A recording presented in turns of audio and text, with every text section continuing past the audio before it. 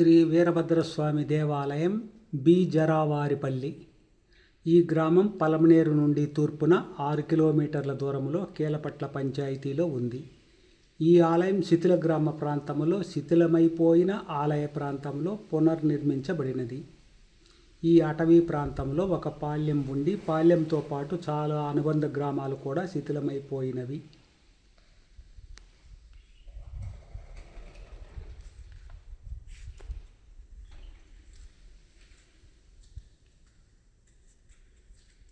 ఇక్కడ దొరలు, దొరసానులు అగ్నిగుండమై వీరభద్రస్వామిలో లీనమైన వీరగలు దృశ్యం.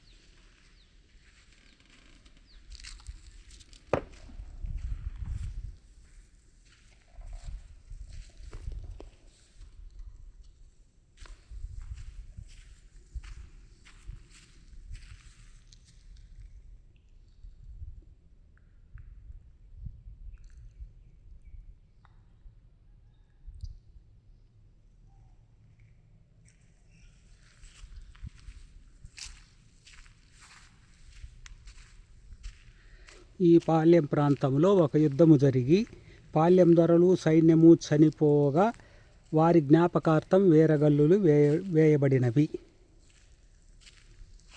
ఇక్కడ దొర వీరస్వర్గం చెంది వీరభద్రస్వామిలో లీనం కాగా ఆలయం నిర్మించబడినది. దొరసానులు అగ్నిగుండమై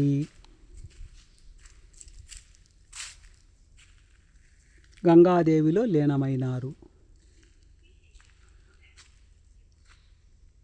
తరువాత కాలంలో గ్రామం శిథిలం కాగా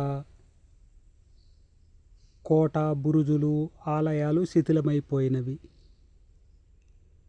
గంగాదేవి గుడి, గ్రామదేవత గంగమ్మ.